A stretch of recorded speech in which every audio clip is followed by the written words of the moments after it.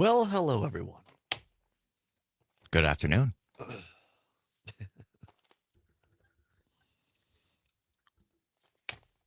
In a little less than a minute, we will be kicking off the show on the 4th anniversary of January 6th. So we'll be touching on that today, as Indeed, well we shall. as a What's Worse in Hour 2 and other things to enjoy.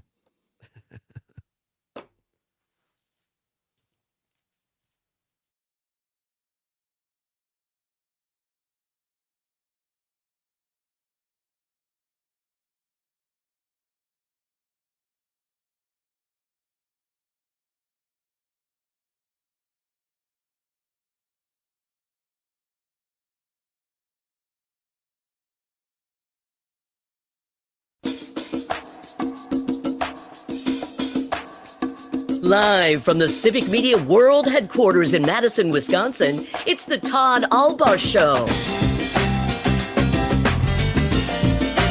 And now, pursuing truth wherever it may lead, here's your host, Todd Allbaugh.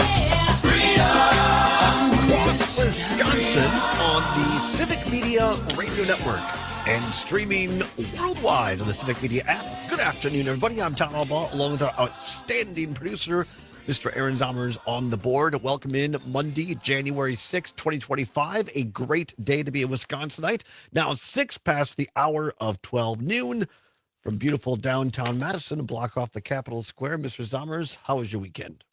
My weekend was solid. Yeah? Got to spend some time with friends. I saw Good. a movie. I saw What'd you see? Nosferatu.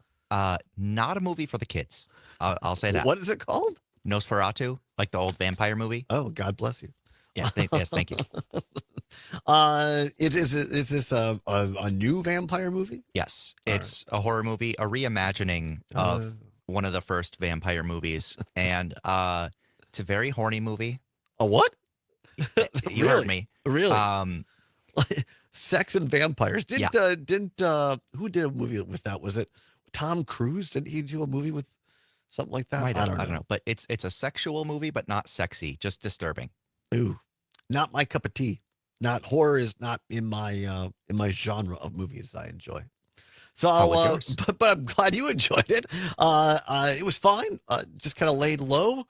Did a lot of organizing in 2025. We'll see how long that lasts. But We'll do our trying to go through, and if I haven't used it, get rid of it, donate it, whatever. So yeah, I can't complain. It was a good weekend. I watched the little Packers yesterday, of course, and the Bears winning for the first time in 6 years. Our own Mike Clemens was there, our great sports reporter. Packers they kicked a field goal, a minute something left or a few seconds left, went ahead, looked like they were going to win it, but then the Bears brought on their field goal kicker. Of course, the Bears lost the first matchup in Chicago as one of the Packers defenders tipped it with his finger, and Bears lost at the buzzer. This time the Bears won at the buzzer in Lambeau, 24-22. The Packers now 11-6 as they finish the regular season. They are the number 7 seed, and they will travel to Philadelphia. Game time is now set for this Sunday at 3:30 in the afternoon. That will be televised on the Fox network and can be heard on select Civic Media stations. We hope one of your stations has been selected, and you're in luck if you live in Richland Center, Park Falls, and Racine, Kenosha on the Green Bay Packer Radio Network. Again, game time kickoff set for 3:30 on Sunday. The Packers versus Philadelphia. Both Jordan Love and then Malik Willis had hand injuries. I'm very, very nervous about the Packers' chances. And did you watch? Then I was going back and forth between the Golden Globes and Sunday Night Football. I'm not sure Detroit could be stopped. I mean, they looked phenomenal last night against the Minnesota Vikings. I'm going to say I would love to see them win it all. Earl Ingram, he's a big Detroit fan, and so They could use a W. they could use a W. And Dan Campbell, he's a great coach, so I think that's going to be a tough team to beat in the playoffs. I mean, you got to go through Detroit, so we'll see what happens on the playoffs. But again, the Packers play on Sunday at 3:30 on Fox and in Richland Center, Park Falls, and Racine, Kenosha on the Civic Media Radio Network. But the playoffs are underway. Speaking of sports on Civic Media, The Wisconsin men's basketball team traveling out to Rutgers, beautiful New Jersey, and to take on the Rutgers Scarlet Knights. Tip-off is a little bit later or earlier. Broadcast start time, 5 p.m. this afternoon on stations in Amory, Wisconsin Rapids, Racine Kenosha, and Richland Center. Men's basketball, Wisconsin and Rutgers, 5 p.m. for your tip-off or for your pregame show here this afternoon. So there you go. That's the calendar of events. Other top story this afternoon, particularly for our listeners in Racine, Kenosha, Milwaukee, Waukesha area, lake effect snow. Big system. You might have seen it happening in the middle part of the country. St. Louis, parts of that city are virtually shut down over through Nashville, Washington, D.C., getting about 8 inches plus of snow there. Cold coming down into that part of the country that not quite used to it. We basically escaped most of it, except for our listeners on the Lake Michigan shoreline. Lots of lake effect snow affecting that area. Most of it, according to radar right now, coming to an end. But winter weather advisory is still in effect for Milwaukee, Racine, and Kenosha area this afternoon. Checking the 511wi.gov roadmap for our listeners in that part of the state. Kind of checking out how the roads are. As far as the state is reporting, the only areas that are in real having some issues as far as driving are just, Oak Creek area, just south of South Milwaukee on Highway 32. And then it looks like Highway 38, is it? Or 36, if I had better glasses. Oh, 38 by Caledonia area. So Highway 38, Highway 32 in that part of the state. Some areas are snow covered and slippery. And then down below Kenosha, Highway 32 from just south of Kenosha down to the Illinois state line is also snow covered and slippery as well. So if you're going to drive over in that far southeast part of the state or have plans, allow some extra time. Lake effect snow, again, most of that now coming to an end. Might see another inch of accumulation, but road crews are busy working at that. The rest of Wisconsin, according to the DOT, in good winter driving condition. Our meteorology department will continue to update that for you as the afternoon goes on as well. Big show today. Coming up in hour number 2 on what's worse in terms of months. We'll ask you about that a little bit later. Also, Elliot, watching on YouTube or listening in on WMDX, says, as a Bears fan living in Wisconsin, yesterday felt like we won the Super Bowl. Well, congratulations, Elliot. As my granddad used to say, even a blind squirrel finds a nut. No, I'm just kidding. Are you, though? Kind of, sort of. Look, I mean, they outplayed the Packers. Of course, look, the Packers basically had, part of their second string in for a lot of the game. But hey, I appreciate the fact the Bears won, if for no other reason. They're supposed to be our biggest rival. And it's hard to have a rivalry when one side always wins. So if nothing else, to stoke up things and to make it more interesting, I'm glad the Bears won. And congratulations, they won it fair and square. You know what? I agree, especially since we're still going into the playoffs. Yeah. It makes it all right. It's an acceptable loss. And again, I'm very, very worried about the Packers' chances against the Eagles on Sunday, but we'll talk more about that maybe with Trigby Olson. He'll be back on Wednesday after a couple of weeks off. A Packers owner. I can tell you he is nervous a little bit as well. He and I were texting during the game last night. So anyway, we have what's worse coming up in hour 2. Also, we'll hear a little bit of Craig T. Nelson. You remember him on Coach back in the day? He's also been on Young Sheldon more recently on CBS. He was in Green Bay, has a new movie out, and we'll be interviewing him in hour. No, not really. Wouldn't that be great, though? That would. Wouldn't that be great if we were interviewing Craig T. Nelson? No. But we are going to play a little bit. He was in Green Bay. He has a new movie coming out, produced in part by Craig Culver, called Green and Gold, Packers story. And he was in Green Bay to promote that and also sang the national anthem at Lambeau Field. We'll talk a little bit about that. The Wisconsin State Park System turning 125. What's your favorite state park? Talk a little bit about that. And Gen Z, Mr. Zommer's generation, all about the dry January. Not me. Not Somers. Okay, very good. And we'll take a look back as well at what happened this weekend in terms of news, get you caught up. A couple of big stories. You heard a little bit about it at the top of the hour there on some of our CBS and ABC News affiliates. Canadian Prime Minister Justin Trudeau has resigned from his position as the leader of the Liberal Party this afternoon. Why it matters, according to Axios, the world's leading democracies are facing growing instability. Look to Germany, where Chancellor Olaf Scholz lost a confidence vote in Parliament, or the unprecedented government collapse in France. Trudeau's resignation came as polls indicated that the Liberal Party was set to be trounced by the opposition Conservative Party in the upcoming elections expected in or before October. Trudeau's decision to leave the post and his government's deepening unpopularity is a far cry from the popularity he enjoyed when he became prime minister, when polls showed he boasted approval ratings above 60%. Trudeau noted that the Canadian Parliament will be purged, essentially suspended until March 24th, when a new leader is chosen. He said it was, quote unquote, time for a reset. So there you go. Justin Trudeau is out, but he's staying on as prime minister until they elect a new parliament on or before October, one of those parliamentary systems. But again, we see these trends around the world. Liberal parties and kind of the controlling party or the governing parties are being thrown out for more conservative parties of opposition. Now, does that mean things are going to get better? Could get worse. But a lot of unrest. So what happened in the United States is not unique if you look around the world. Unsatisfaction, and people are saying, let's just give somebody else a chance. And it, quite frankly, doesn't make a whole lot of difference about the person's character or anything else. So Canada is following the trend. We'll continue to watch that for you as well. It is the 6th of January, 2025. As Dahmer said before we went on the air, the 4th anniversary, of course, of the insurrection at the Capitol. Today at the Capitol, they are certifying the election of President Donald Trump.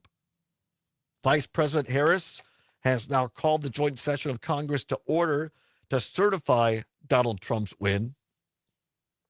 We'll continue to follow that. Again, the weather out in D.C. not really hampering the certification of the election. Everybody knew this was coming, so most legislators, congressmen, senators stayed in D.C. to make sure that everything went smoothly and to order. When we come back, I thought it was appropriate today to take a moment and go back to our interview with Harry Dunn, who is a Capitol police officer on January 6th during the insurrection 4 years ago. He was on this program back in June. Going to play a little bit of that interview for you as well. We probably don't have time to the Hakeem Jeffries cut.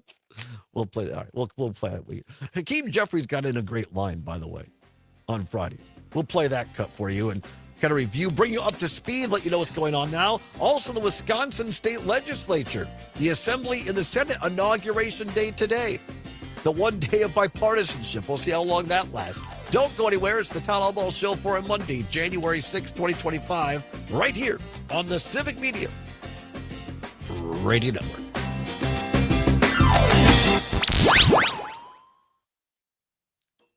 Real news and great conversation. 92.7 WMDX.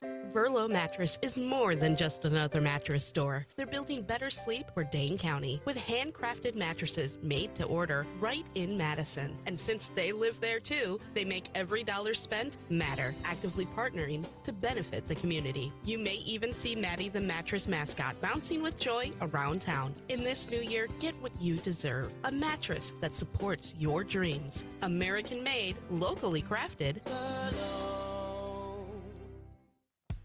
Hey, it's me time at Chula Vista.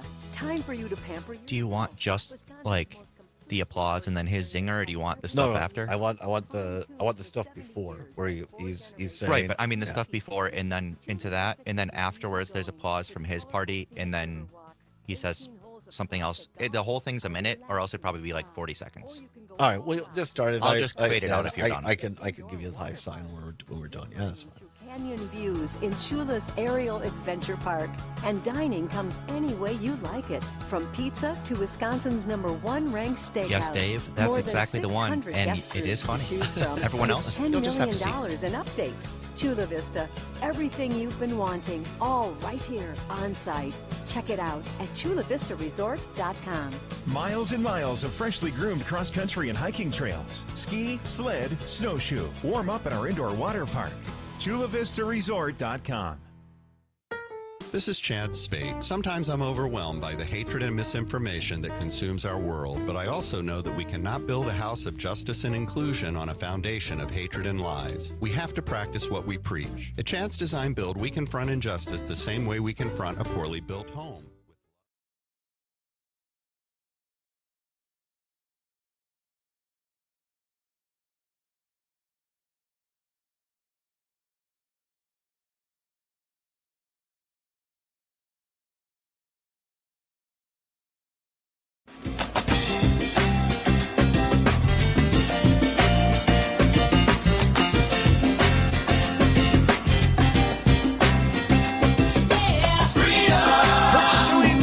Wherever it may lead and having fun doing it. Welcome back to the Todd Allbaugh Show on the Civic Media Radio Network. 21 now past the hour of 12 noon on Monday, January 6th, 2025. Glad to have you along.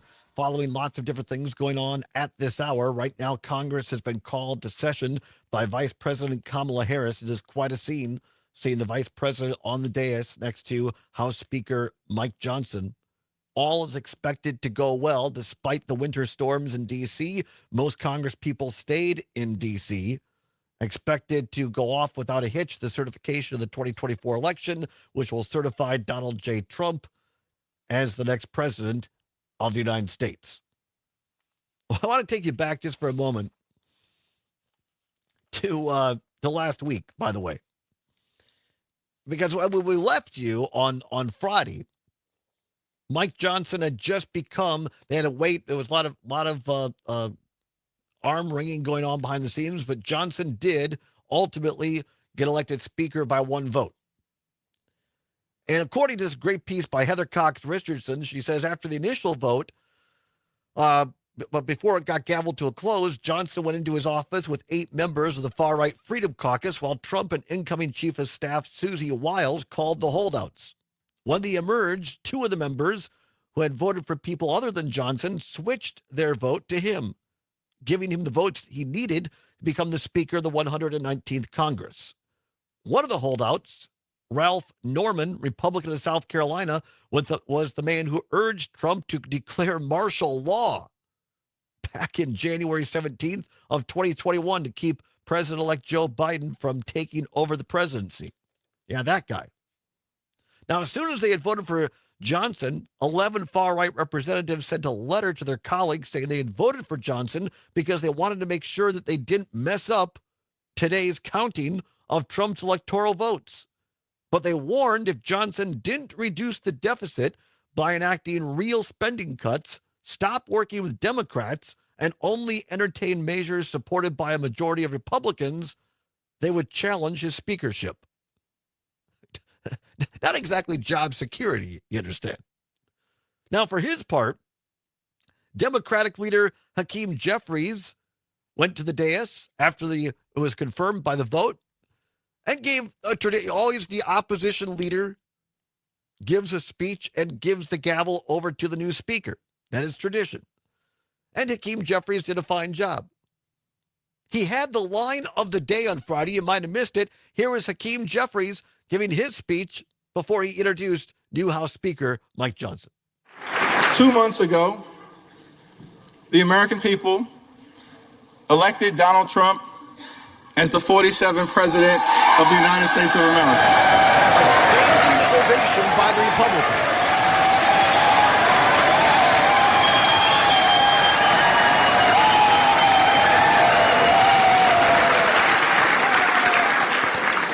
Thank you for that very generous applause. It's okay. There are no election deniers on our side of the aisle.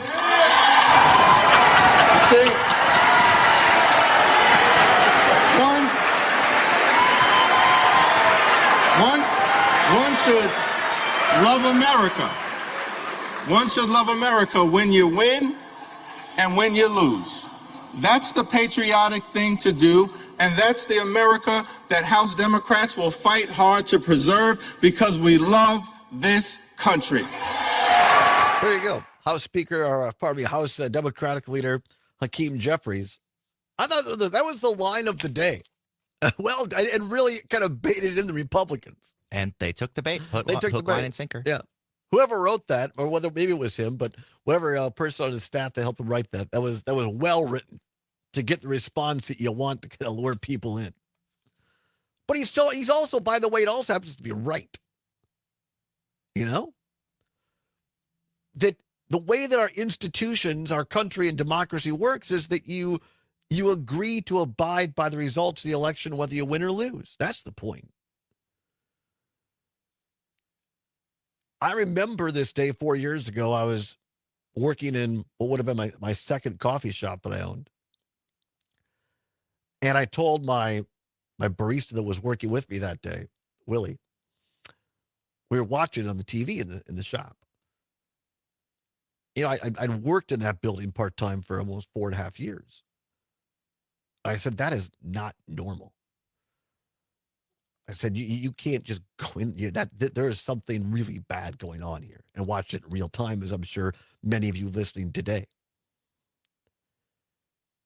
And I think if you look back at the comments from both Republicans and Democrats on January 6th and 7th and 8th of 4 years ago, if you had suggested to anyone that 4 years from now we'll be certifying Donald Trump's election again, most people would have said you were nuts. We kind of forget that, right? I mean, the news cycles go so fast. Nearly every Republican leader denounced it, the insurrection, denounced Trump, by the way, including people like Mitch McConnell, Kevin McCarthy, Paul Ryan, others. But here we are. And to Hakeem Jeffries' point, even though there are several of us who are deeply disappointed in the results of the election, it doesn't mean that we won't abide by the election results. And maybe we'll play the cut a little bit later. I forgot to send it to you, Zommers. One of the coolest things I saw over the weekend, it was really from Friday, and Tammy Baldwin, our U.S. Senator from Wisconsin, participated in this. You actually get sworn in the old Senate office chamber, which is not where you see it on C-SPAN 2 or whatever.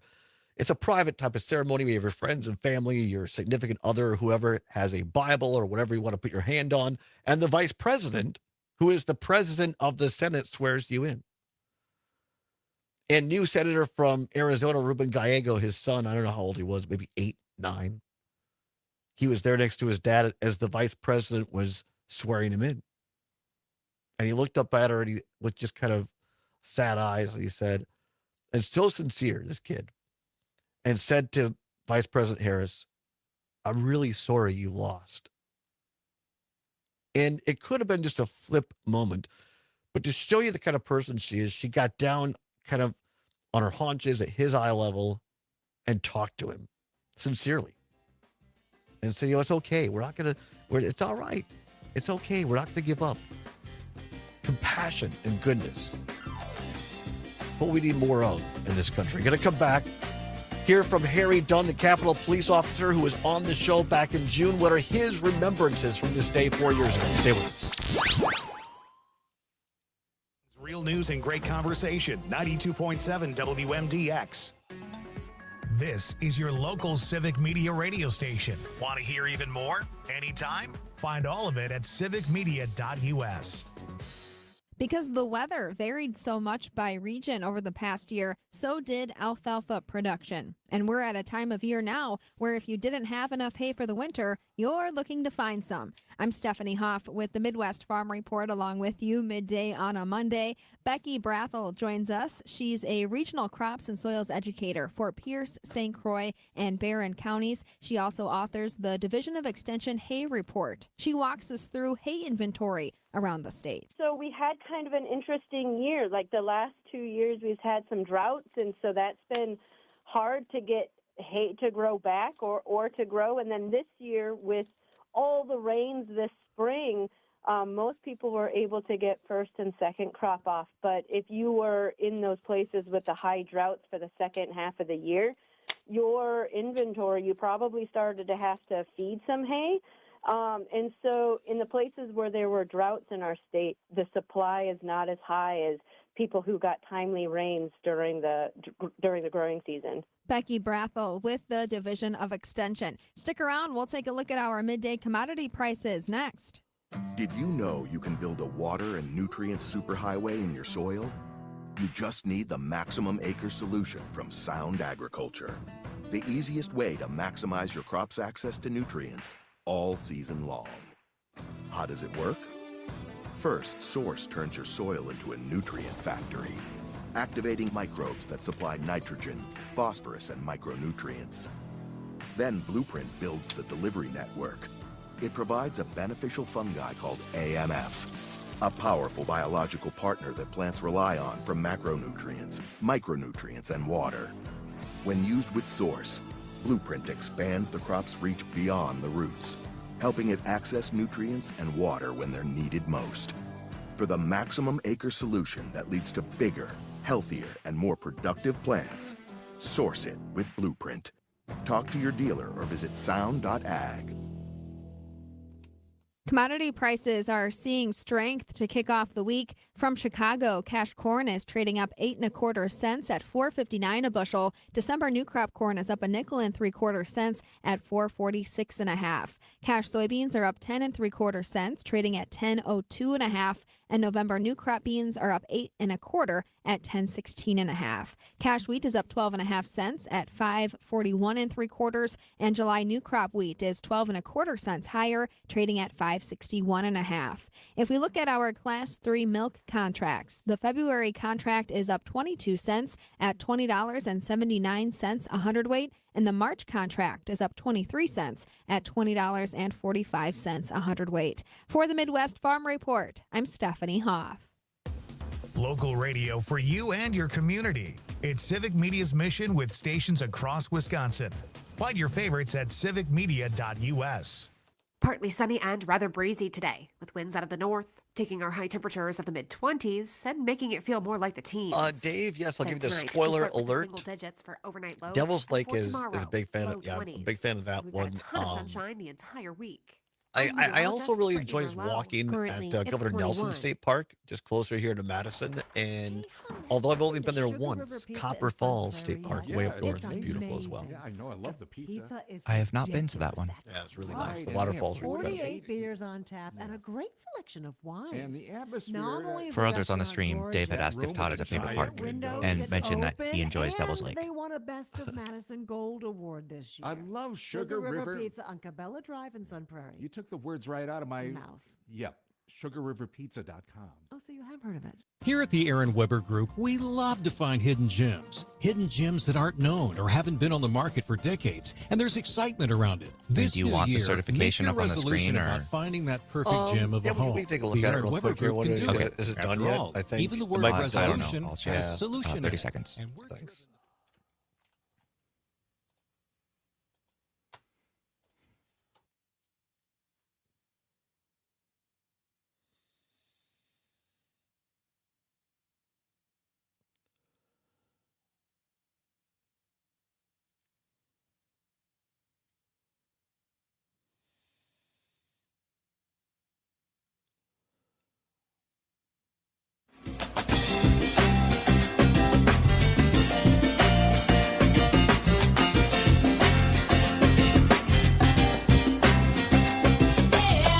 Pursuing truth wherever it may lead and having fun doing it. Welcome back to the Todd Allbaugh Show on the Civic Media Radio Network. Glad to have you along on this Monday, January 6th, 2025. Coming up a bit later, what's worse, involving months.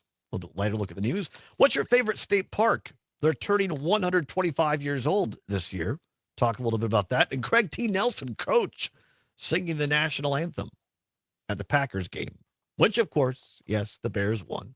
They got one over on us. Packers in the playoffs, just merrily.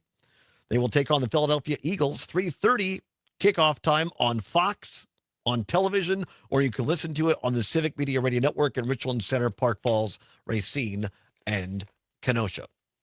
Right now, following the certification in Washington, D.C., Vice President Kamala Harris at the dais right now, House Speaker Mike Johnson next to her.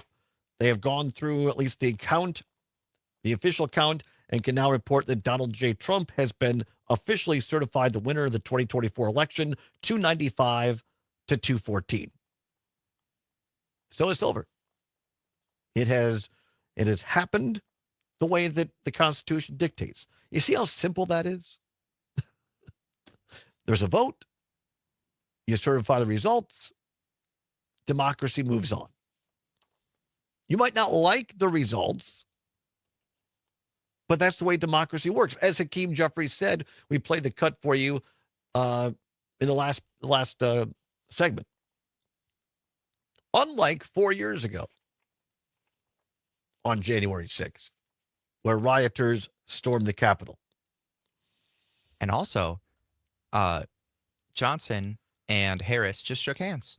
Yes, they did. A simple thing. I know it's a simple thing, but not without noting.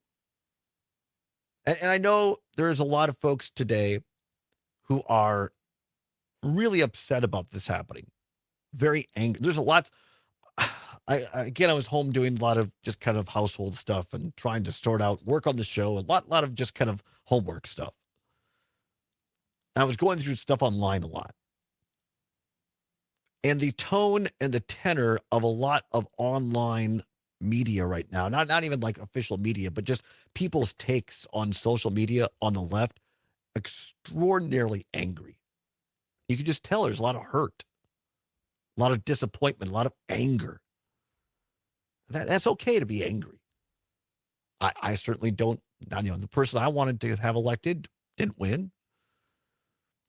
But I also think it's important to take note of this day happening in the U.S. Capitol, and quite frankly, what is happening today at the state capitol. A new Congress is being sworn in, has been sworn in now in Washington. A new president has been certified. In Madison, new assembly people and new state senators are being sworn in. And as someone who helped with a number of inaugurations at the state capitol, it's one day, at least it used to be. I haven't been to one in a while. It used to be the one day when everybody at least pretended to get along. There were no sharp barbs thrown in speeches. The families were there. It's always cool because the families get to come and go onto the floor a little bit, and the rules are a little bit looser. There's receptions. People are going into the new offices. It's the one day of hope, quite frankly. And that's the way our country is supposed to work. You could fight it out on the floor of the House or the Senate or the Assembly. You go at it, fight for your cause. But when the gavel hits, that's when we're supposed to come together as Wisconsinites and Americans and talk to one another and realize the other side isn't the devil. The other side isn't our enemy. They're people that we disagree with. That's something that has changed. I think that Trumpism and new media has helped change that rapidly. That now legislators in Madison and in Washington, they do things for the clicks. They do things for the socials. And I can tell you, as someone who spent a lot of time at the Capitol and the state Senate side, legislating is very difficult work if you're going to do it well. Because legislating requires you to sit down and listen to the other side, and many times in private meetings. And yes, strong words are said, tempers flare. But then it used to be, you'd go have a drink with that person or someone else in their caucus. or you'd come back the next day, and you'd find some way to get the people's business done. Legislating isn't about zero-sum politics. It doesn't mean it has to be this way or we're out of here. We're so upset about this. We're not going to take this anymore. It's not. That's the way activists talk. That's the way partisans talk. It's not the way legislators talk, or at least successful legislators on either side of the aisle. Fred Risser, longest-serving member of a legislature in America, Democrat from Madison, longtime president of the Wisconsin State Senate. He had a temper. He got a little feisty. But Fred Risser got a lot of things done in this state, and it was because he listened to and worked with people on the other side of the aisle. My friend Tim Cullen, who just passed away a couple weeks ago, avid Democrat. He worked with my former boss, Dale Schultz, Republican, to actually move the needle and help the discussion. Yeah, and it took 10 years, but we finally got to a place where Wisconsin has fairer maps. Bob Jauch, Democrat of Superior, Poplar. He and Tommy Thompson didn't always get along at all, but they found ways to sit down and work together. Joe Leon, longtime Republican chair of the Joint Finance Committee, conservative, but found ways to sit down and work for the betterment of Wisconsin. That's what legislating is about. It's not about brandishing political swords. It's not about the biggest protest out there. It's not about the most clicks on social. As Trygve Olsen has said in this program 100 times, in politics, there are those that want to be and those that want to do. And the people that do and get things done actually care about Wisconsinites and care about Americans more than how many clicks they get on socials. 855-752-4842, 855-752-4842. Mark in Pernisac. Mark, thanks for listening. What say you? Yeah, well, it's wonderful today happened, and procedure was followed, and we honored tradition. But let's remember that 4 years ago, tradition was not followed. Tradition was not honored. This current members of both our Senate and our House of Representatives, who were actively involved in the insurrection itself, they were given tours the day before. They failed to recognize the results of the election. And the whole Wisconsin sweep thing, it wasn't just the fake electors. The insurrection that happened on January 6th was part and parcel of the plot to overthrow our democracy and install Donald Trump as president. And and these people that are angry about it, they're still angry about the fact that Trump lost. And I mean, there's still talking about today Marjorie Taylor Greene and probably Lauren Boebert, neither of which have sterling characters as we have seen in their public behavior. I mean, Lauren Boebert, for goodness sakes, had to move districts because she wasn't going to win in the district she held, so she moved to another Republican district so she could stay in the House of Representatives. Mm-hmm. I mean, these people need to think about democracy itself. I mean, we've got the guy calling from South Carolina, I think, that was talking about that Donald Trump should have called out the army to put down to declare martial law and just install himself as dictator for life.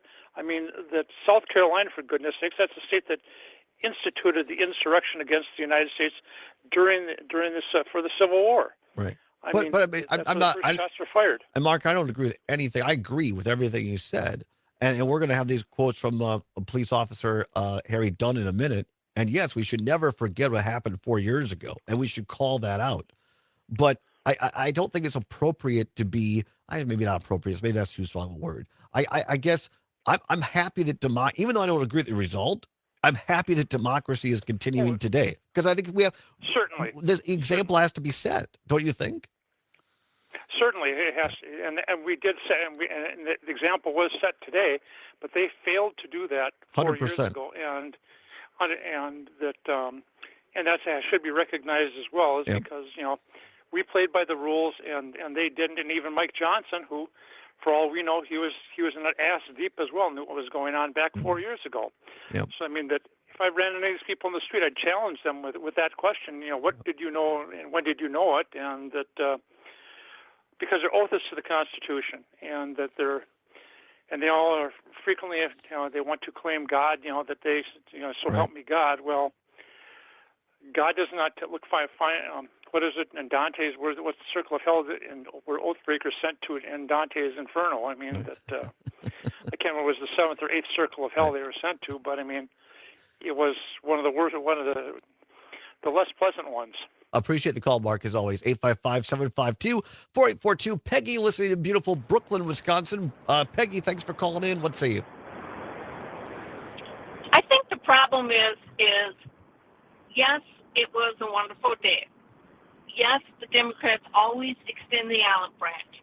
But there are so many Democrats that are so sick of why are these senators and congressmen not held accountable for what they did. It's illegal. If it was you and I, we'd be in prison and the keys would be locked away. That's the problem. And when Trump's done with his 4 years, we're going to go all the way through this whole damn thing again, because he is not playing by the rules and he never will.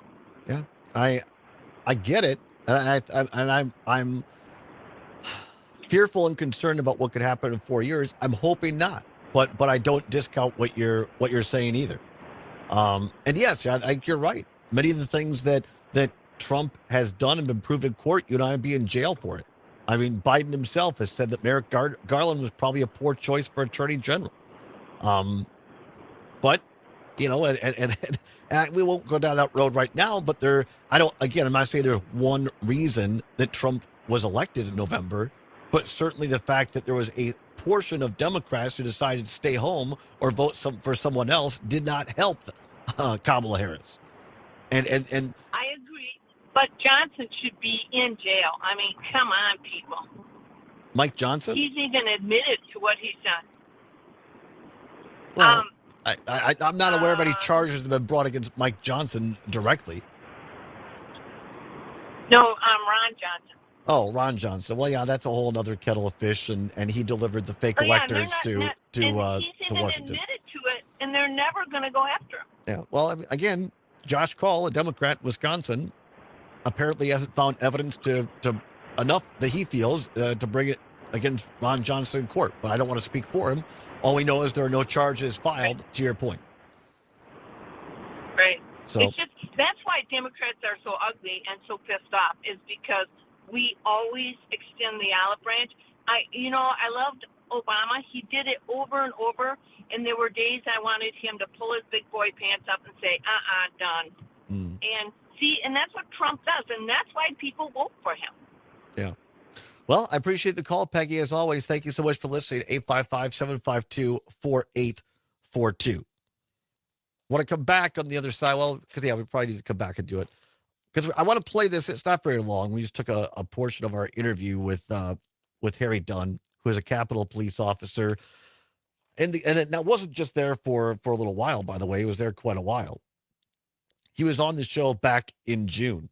Harry Dunn served as a United States Capitol Police officer from 2008 to 2023. And he was one of several officers present during the attack, the insurrection on the U.S. Capitol on January 6, 4 years ago. He testified with his colleagues before the United States Congress for the House Select Committee investigating the attack. And his efforts earned him both the Congressional Gold Medal and Presidential Citizens Medal.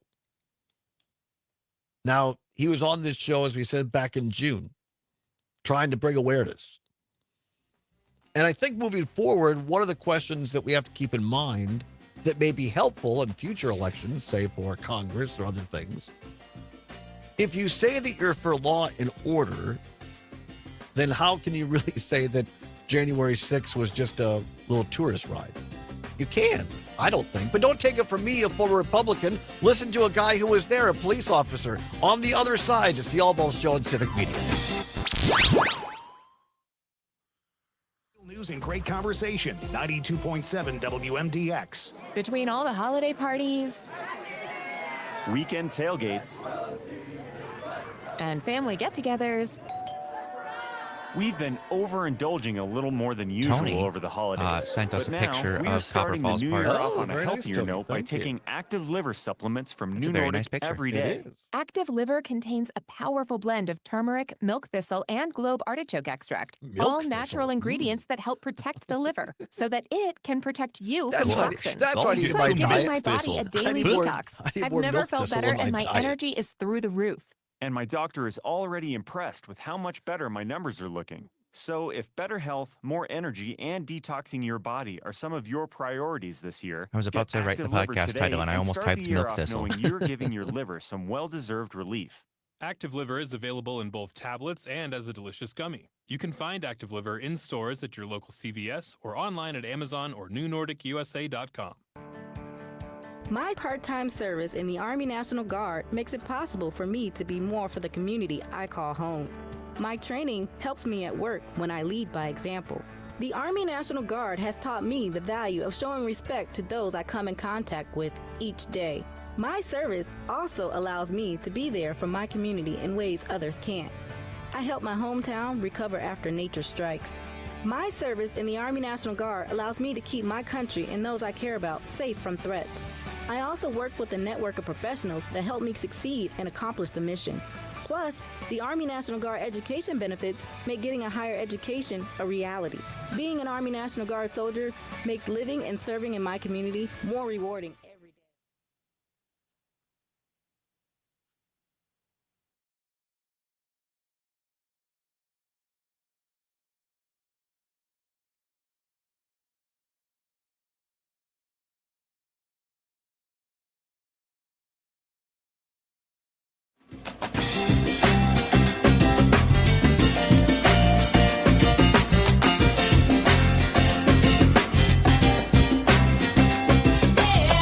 Pursuing truth wherever it may lead and having fun doing it. Welcome back to the Todd Allbaugh Show on the Civic Media Radio Network.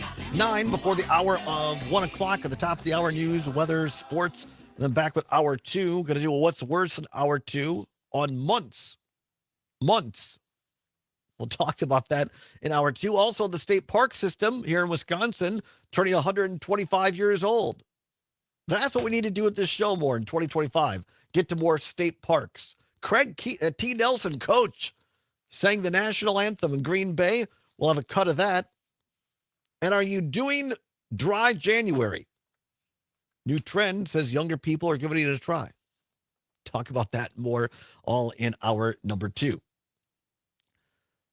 I want to play this clip again from Harry Dunn, by the way, off the text line right now from Wisconsin Rapids. Laura in Wisconsin Rapids talking about January 6th, saying, "We know what we saw on live TV 4 years ago. I have a hard time hearing the narrative change by so many regarding the insurrection attempt. We can't let them keep talking over the truth without calling it out." Laura from Wisconsin Rapids. Agreed. Harry Dunn was on this program back in June. Had a chance to talk to him, former Capitol Police officer from 2008 to 2023. I asked him a little bit about folks that like to talk about back in the blue. And again, as a former chairman of the Public Safety Commission back on the city council in Richland Center, worked with a lot of fine and wonderful law enforcement officials. I'm a big backer of law enforcement. Realizing they're, like any other profession, a few bad apples. But most of them put their lives on the line for us every single day, just like Harry Dunn. And I asked him about folks who like to talk about back the blue, but then have a different take on January 6th. And it's not even about back the blue, or that's a slogan, man. It's a cool hashtag. Right. They could put it as the topic of the subject of a fundraiser email. It's worthless unless there are actions put behind it. And like January 6th, man, this isn't about liberal versus conservatism, or this isn't about, hey, we're spending too much money in X amount of places. We can have those discussions later. But this is about what's right and wrong. Y'all watched on TV, y'all watched on live broadcast, people beating the crap out of police officers on behalf of the former president. But that's not speculation. That's not the left grandstanding. That is what happened. The people that were there on January 6th said that they were there because the former president told them to come there. They were there with the intentions of stopping the steal and stopping the certification of the election. I don't understand, just because, it makes your leader look bad, how can you downplay, deny that truth? Like that, I hate the whataboutisms, and they don't understand how two things can be true. Sure, you want to win the presidency, you want to be conservative, and you want to take away Roe v. Wade. That's fine. Like, I have my own opinions about that. But when it comes down to what happened that day, those people were sent to the Capitol by the former president to attack it and to stop, whatever, the certification of the election. And, people want to blame, or the Capitol wasn't prepared and officers did this and blah, blah, blah, or Nancy Pelosi didn't do enough security, whatever. I hear all of that. That's kind of like blaming the person for not locking their house when a burglar breaks in. Right. Like, sure, sure. Maybe we should have more security, but not blame the robber for coming in and breaking in. At what point does personal accountability matter? Well, something that Republicans preach a lot, but it seems like they don't receive it. Harry Dunn, former Capitol Police Officer of the United States from 2008 to 2023. He was there on January 6th. He was on our program back in June. Someone who was there, a police officer. I don't understand how people could dispute what happened when you hear it, not just from him, Michael Falcone, on and on, witness after witness, under oath with the January 6th committee. Over the weekend, a lot of attention got given to President Joe Biden awarding the Presidential Citizen Medal to a number of people, including Bono for his work with HIV/AIDS in Africa, Michael J. Fox for his work in Parkinson's.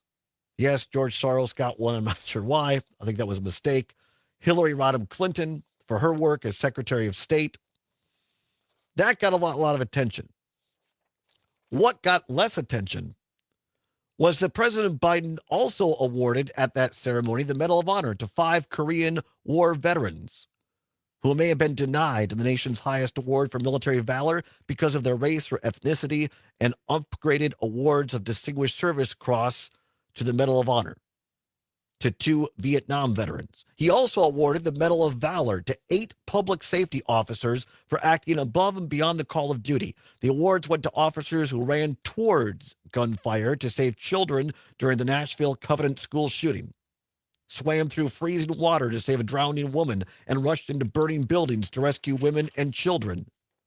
Biden honored the military personnel for their bravery and the scientists for their discoveries. But it was his remarks about the 8 public safety officers awarded the Medal of Valor for acting above and beyond the call of duty that stood out. He called the president and said, "Folks, I wanted you to come in because I think it's very important that the public sees them and they know who they are. There's a lot fewer empty chairs around the kitchen table and dining room table because of what these guys did." Biden thanked their families, quote, "Because if you're the spouse of a firefighter or police officer, you always worry about that phone call." He told the awarded recipients, "You're the best America has to offer," unquote. Why is it that those things so rarely get talked about and reported? Back on the other side, hour 2 straight ahead. It's the Todd Allbaugh Show for a Monday, January 6th. Never forget, on the Civic Media Radio Network.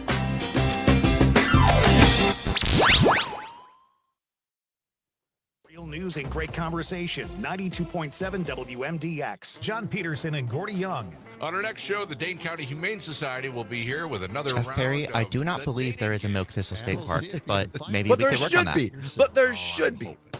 I like Tony's idea, a Milk Thistle podcast. Like when I said I almost typed Milk Thistle in for the title, it's just let it happen.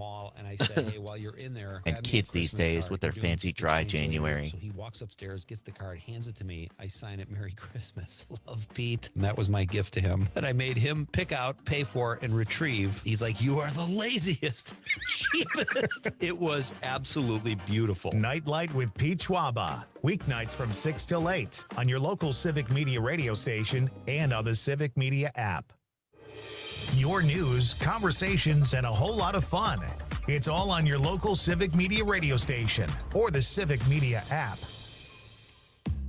This is 92.7 WMDX Columbus, Madison's home for real news and great conversation. A Civic Media station. This is a special report from ABC News. Congress formalizes election. I'm Michelle Franzen. Lawmakers convened and are carrying out their duties under the law to finalize the 2024 presidential election. Vice President Kamala Harris overseeing the tradition. It comes 2 weeks before President-elect Trump is sworn into office for a second term. ABC's Stephen Portnoy has more. After making their way through snow-covered D.C. streets to the Capitol under tight security, members of the House and Senate will watch as Vice President Harris opens the envelopes containing the electoral votes. After they're tallied, Harris will announce she was defeated by Donald Trump. No objections are expected, as we saw 4 years ago.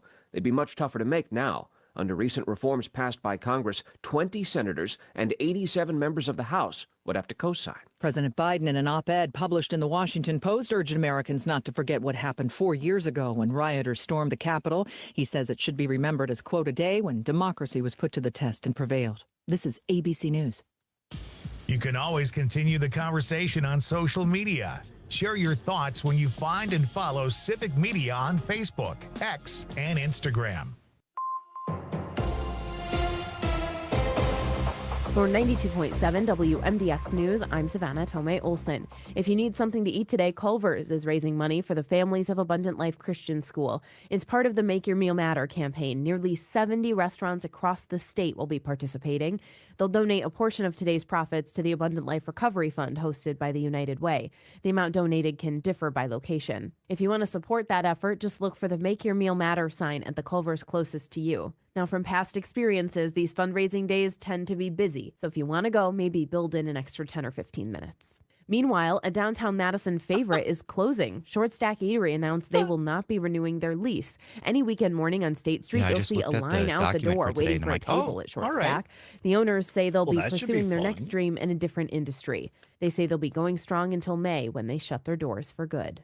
And Wisconsin currently ranks in the middle of the pack when it comes to clean energy development. Right now, about 70% of the power the state uses is imported. But the Badger State has been able to maximize some federal initiatives in the last year to fund new projects. Oliver Schmitz, Associate Dean of Engineering at UW-Madison, believes the most important component in recent advancements in clean energy is community involvement. Many of this technology discovery is community-driven. So people who consume energy, the communities out in the state are thinking about what is the fit for our community. He says now the state would do well to focus on its baseload capacity or replacing coal plants with equivalent units of continuous energy. This month, the state announced a second delay of Columbia County's coal plant retirement. According to Clean Jobs Midwest, Wisconsin currently has more than 73,000 clean energy positions. And in 2023, the clean energy job market grew 4 times faster than the state's overall economy. I'm Savannah Tomei Olson. This is 92.7 WMDX News.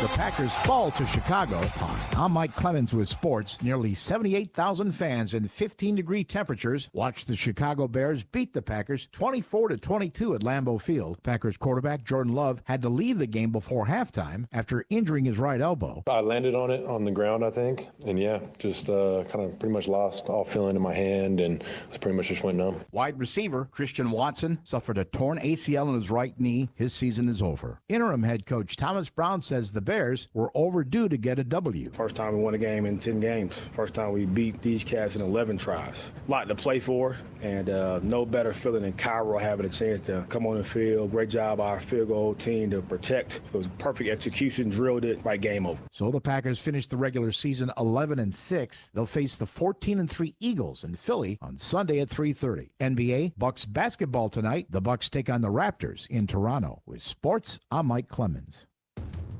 Enjoying this local program? Find the complete Civic Media lineup at civicmedia.us or the Civic Media app. Partly sunny and rather breezy today, with winds out of the north, taking our high temperatures of the mid-20s and making it feel more like the teens. Then tonight, we flirt with the single digits for overnight lows, and for tomorrow, low 20s. And we've got a ton of sunshine the entire week. I'm meteorologist Brittany Merlot. Right now, it's 22 degrees. Come to the Lazy Oaf Lounge to cheer on the green and gold. Enjoy free Jell-O shots with every Green Bay touchdown. Stock up on $20 buckets of White Claw and High Noon. $15 assorted buckets of Busch Light, Miller, and Bud products. Plus $4 off wing baskets when you dine in. Come for all the fun on game days at the Lazy Oaf Lounge. North Stoughton Road in Madison. Follow them on Facebook and find the full menu at lazyoaflounge.com. The possibility of lung cancer can be pretty scary, especially if you're one of approximately 8 million current or former smokers at high risk. That's why SaveByTheScan.org wants you to know that now there's a breakthrough low-dose CT scan that can detect lung cancer early.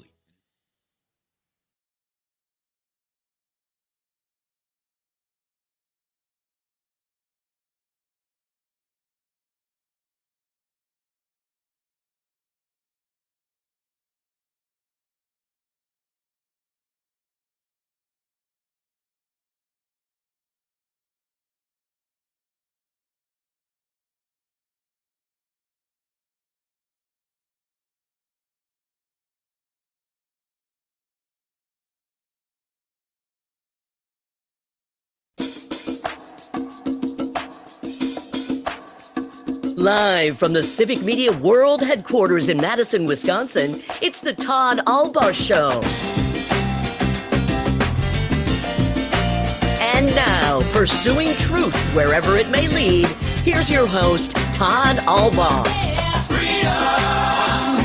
Wisconsin on the Civic Media Radio Network and streaming worldwide on the Civic Media app. Good afternoon, everybody. Todd Allbaugh, along with the outstanding producer, Mr. Aaron Zommers, on the board. It is 6 now, past the hour of 1 o'clock. Welcome into hour number 2 of the big program here on a Monday, January 6th, 2025. It is a great day to be a Wisconsinite. Glad to have you along with us. Back to school, back to work.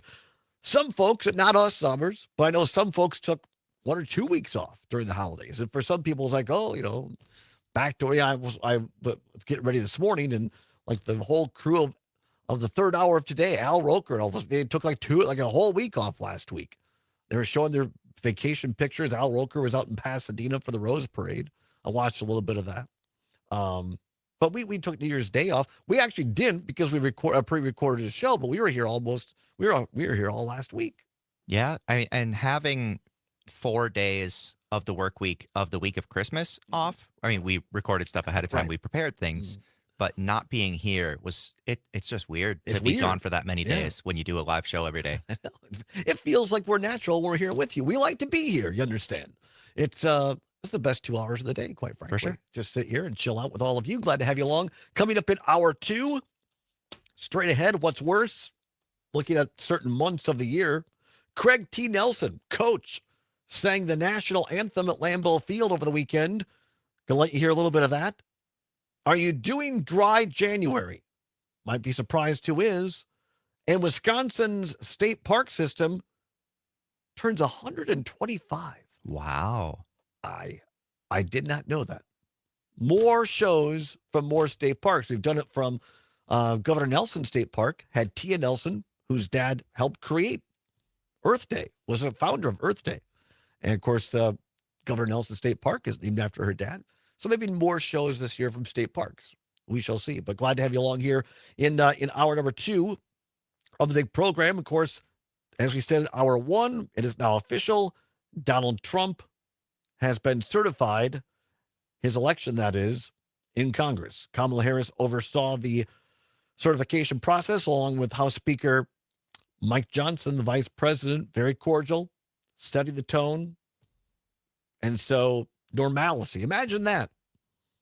Very different than 4 years ago.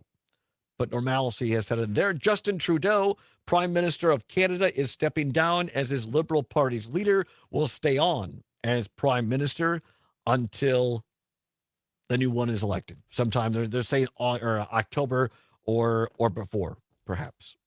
Top news stories and weather still a factor for our listeners in Waukesha, Milwaukee, heading down towards Racine, Kenosha. Lake effect snow. Zombers, you're from Manitowoc, right along the lake. Have you seen? Because I grew up out in southwest Wisconsin. We didn't have that over there. Are you familiar with lake effect snow? Oh, very much, yes. Yeah. Does it excite you or annoy you when you look at the rest of the state? We're all sitting here clear, and you're there in Manitowoc trying to dig out from a foot of snow. It depends on how far into winter we are. At the beginning, I'm like, yes, we're walking in a winter wonderland. And towards the end, it's like once you hit second and maybe third winter, you know how Wisconsin goes. It ebbs and flows. It's like, all right, it's April. We shouldn't be doing this. Yeah, exactly. Well, just be aware, some slickery roads in parts of Wisconsin, in the far southeast part of the state, by the way. That's where things are really the slickest. South of Kenosha down to the state line, and then just south of Caledonia area, roadways in there are slick in stretches. Might see another inch of snow. Most of it has come to an end along Lake Michigan, southeast Wisconsin, but that's where the winter weather advisories are. The rest of the state in good winter driving condition. It's 10 past the hour of 1 o'clock. Time once again for What's Worse. Let's go. This or that, this or that. Then, of course, the choice is yours. You can get with this or you can get with that. You can get with this or you can get with that. What's worse?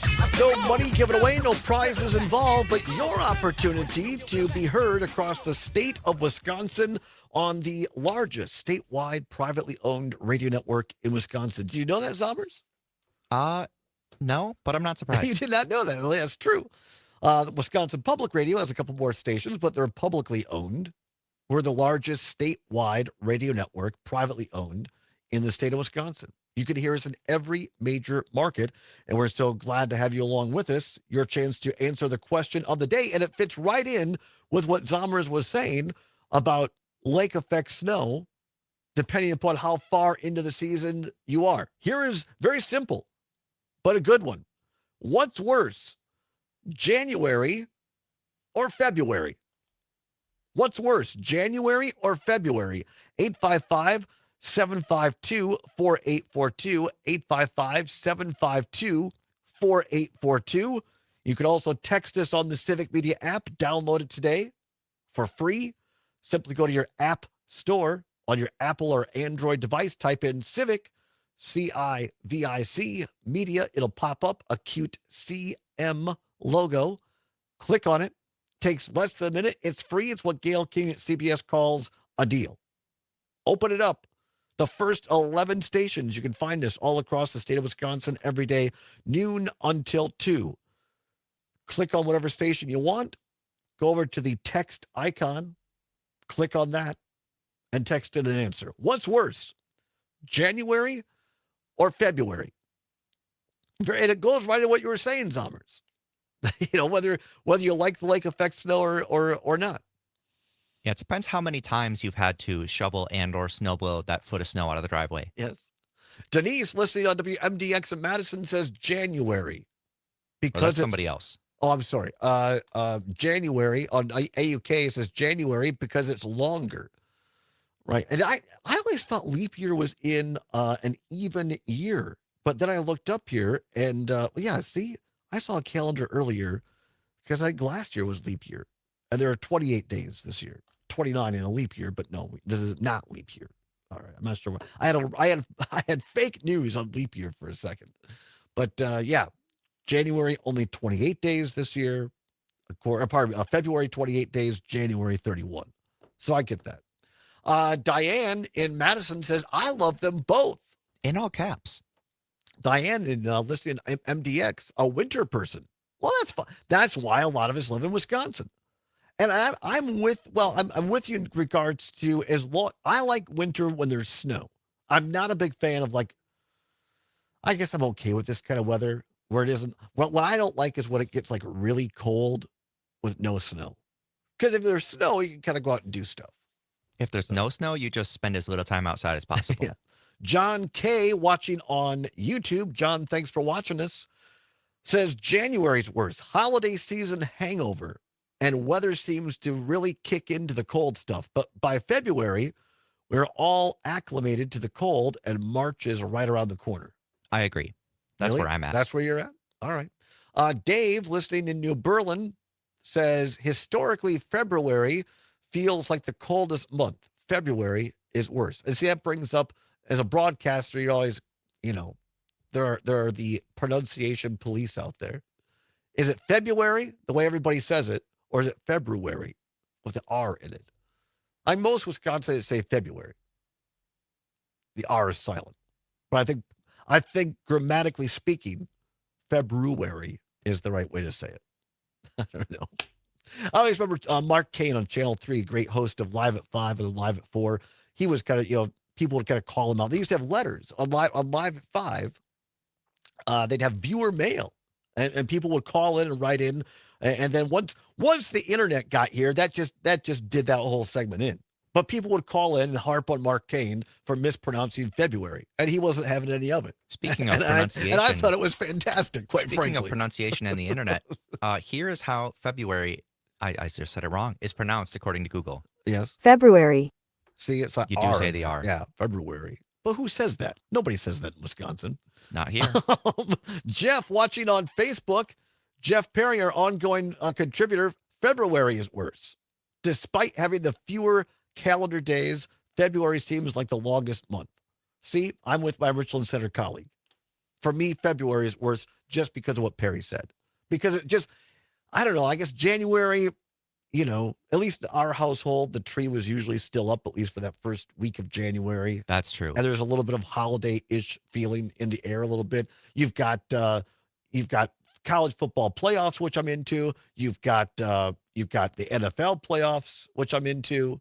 You got things going on. And then by February, the Super Bowl is wrapping up. It's kind of still early-ish in the college basketball season. And by that point, my body is just like, okay, I'm ready for warm weather. And it gets worse the older you get, by the way, in my opinion. Tony Zimmerman, watching on YouTube, making sure he says it right. February is worse. No reason, it just is.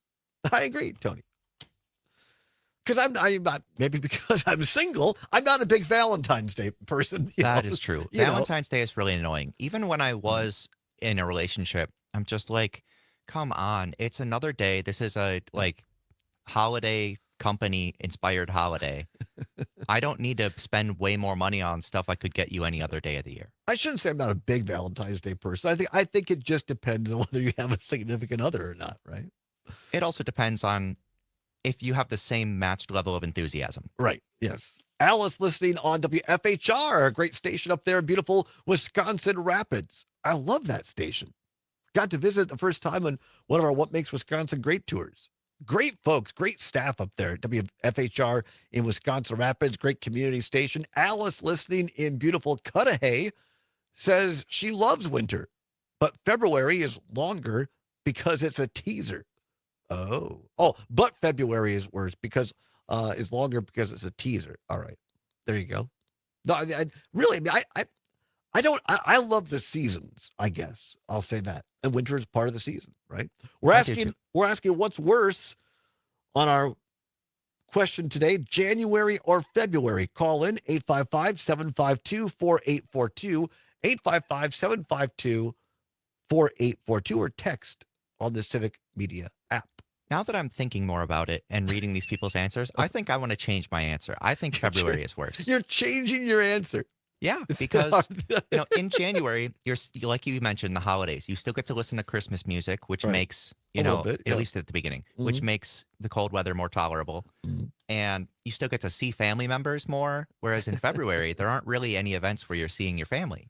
Dave in New Berlin listening in saying, remember it by saying, oh yeah, brew. There's a brew in February. I still say And we live in Wisconsin. I still say February. Scott Madison, MDX, I prefer double down January. You get to drink twice as much. We're going to talk about that on the other side. Kristen and Slinger says February is awful. Too much ice. Stay with us on the Civic Media Radio Network. More straight ahead on the Allbaugh Show for a Monday.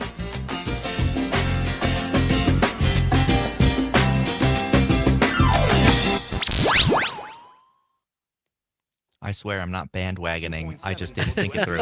Line Shot Social Club, a perfect blend of cool, casual dining, indoor golf with space for events, craft cocktails, and non-alcoholic drinks too. A hidden gem on Madison's east side. Line Shot Social Club, open to everyone. LineShotSocialClub.com. There was a time when barbecue was perfect.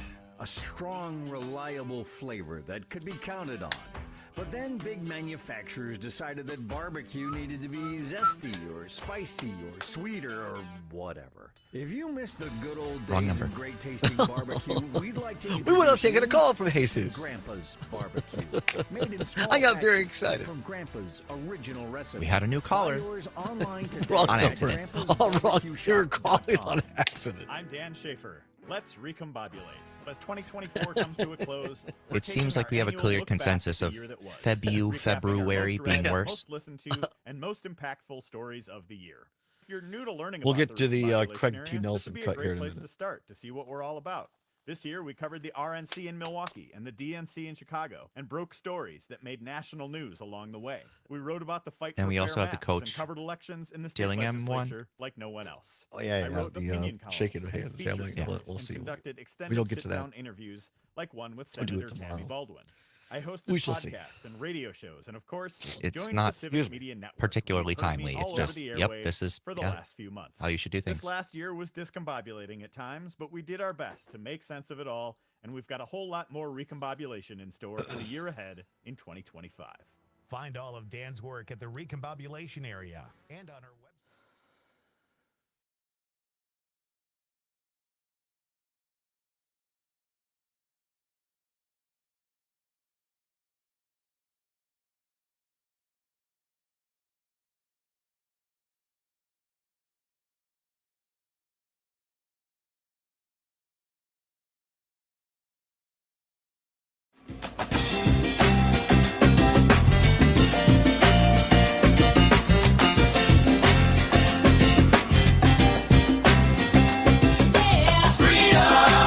Pursuing truth wherever it may lead and having some fun doing it. Welcome back to the Todd Allbaugh Show on the Civic Media Radio Network. Glad to have you along. On 21 now, past the hour of 1 o'clock, Monday, January 6th. Have a little fun here asking the question, what's worse, January or February? Or if you want to get technical, February. I don't know. Some things just stick in your mind. And I was a big fan of Mark Kane, one of the all-time best broadcasters anywhere, any level, any day for my money, right here in Madison, Wisconsin. And some viewer in their Live at 5 viewer mail was going off about the fact that Mark was saying February. And they're like, it's February. And he wasn't having it. Basically told him to buzz off. We see, I guess this is, we get viewer mail every day, just an engagement going back and forth. But I enjoy some good viewer mail. All right. So what's worse, January or February? 855-752-4842, 855-752-4842. You can also text us on the Civic Media app. Well, it's January, and it was cold on Sunday. The Packers lost, as we said earlier, to the Bears. Yep, they got the better of us this time. 24-22. They won it on a walk-off field goal. How about that?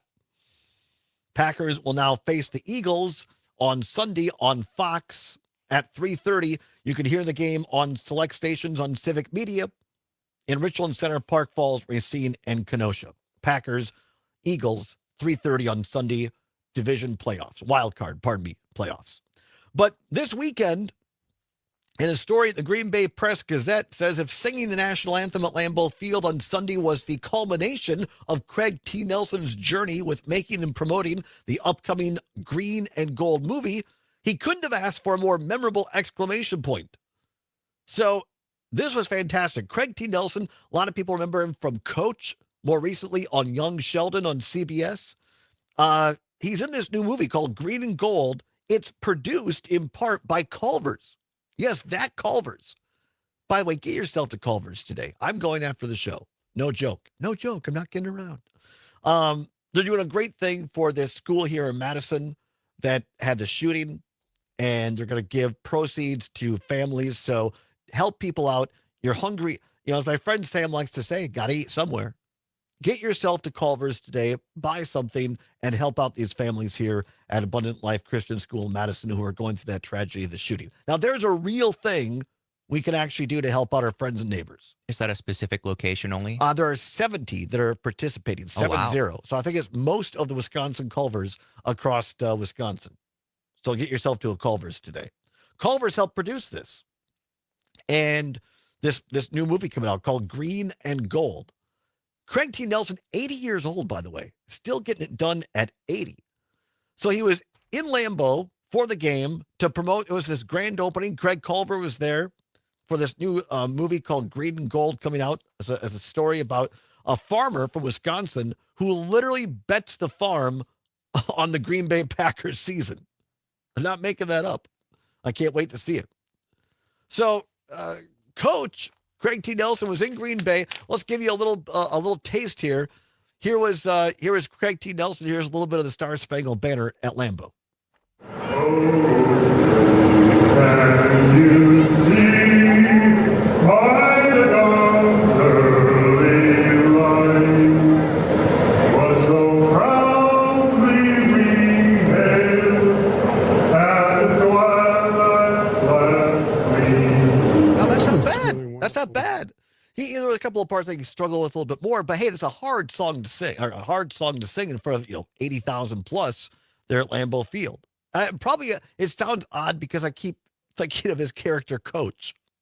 It's just but Jeff Perry says Nelson is much better at this than Roseanne. Well, I mean, my departed Schnauzer was better at singing the national anthem than Roseanne. I mean, give me a break. But yeah, so this new movie, Green and Gold, tickets are on sale currently, by the way. A list of local theaters in Wisconsin and beyond can be found at Fathom Events, FATHOM events.com/events/green and gold. So look for that. Yeah, that's pretty good. 855-752-4842. Still have the What's Worse open, January or February. Karina in Milwaukee on AUK. Karina, what's worse? Hi. Happy New Year. Happy New Year, Karina. Yes. Well, I tell you, February is the worst. Doesn't matter where we are, Wisconsin or Russia. February is the worst. I know it for sure. My birthday is in February. It's always colder. It's always more snow.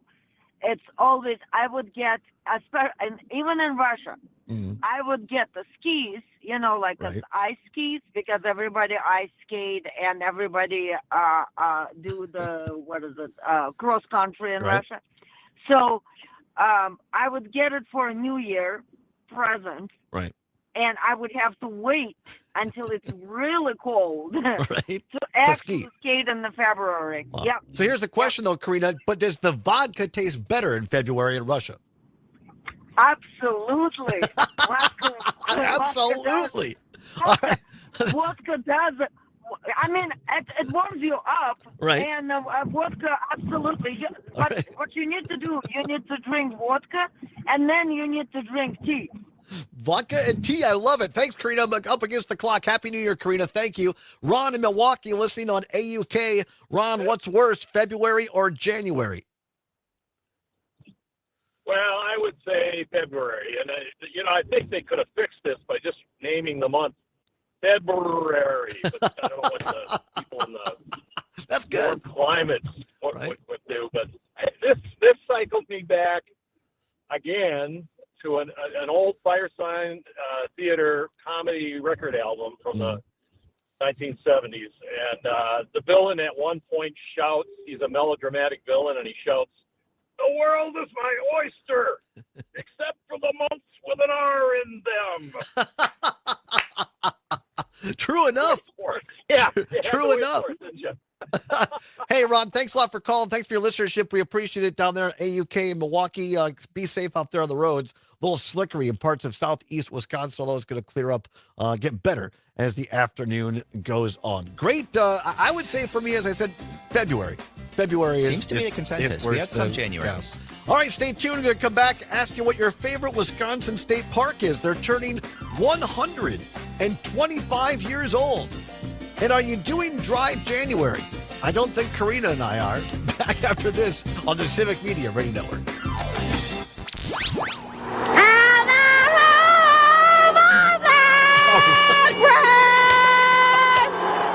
Oh, God, Roseanne. To Madison's real news and great conversation. Just the end of it. 92.7 WMDX. God, see, I mean, this is your local Civic Media I was radio going to say, station. talk about somebody Wanna hear who's even shot. more? Anytime. I mean, a dog. Find all of it at civicmedia.us.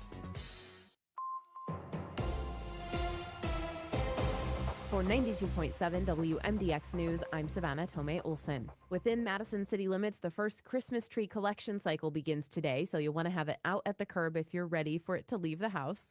The Madison Streets Division will be out all week grabbing them. But if you're not ready yet, that's okay. The next tree collection cycle begins in 2 weeks on the 21st. And if you'd like to see your tree get a new life, a zoo in Baraboo will take it.